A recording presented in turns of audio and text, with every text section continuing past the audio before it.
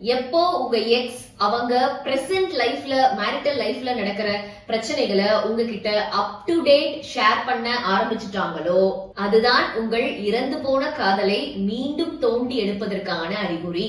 இதோட next stage என்னன்னா, உங்க எக்ஸ் ஏன் உங்களை பாஸ்ட்ல விட்டுட்டு போனாங்கன்ற ரீசனை, அதாவது 10-15 வருஷத்துக்கு முன்னாடி நடந்த ஒரு சம்பவத்தை இப்ப உங்ககிட்ட ஷேர் பண்ணி அவங்க உங்களை பாஸ்ட்ல ஏன் விட்டுட்டு போனாங்கன்ற ரீசன் நியாயமானதுன்னு நீங்க இப்ப ஏத்துக்கணும்னு கன்வின்ஸ் பண்ணுவாங்க.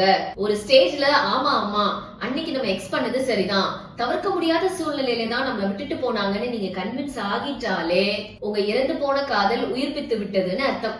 நீங்க எங்க விட்டீங்களோ அங்கிருந்தே ஆரம்பிக்க தயாராகிட்டீங்கன்னு அர்த்தம். எப்போ உங்க ஸ்பௌஸோட உட்கார்ந்து ஆர் உங்க ஸ்பௌஸ் முன்னால அந்த உறவை நட்பை உங்களால தொடர முடியலையோ அது நிச்சயமாக தவறாகத்தான் நியாயம் தீர்க்கப்படும்.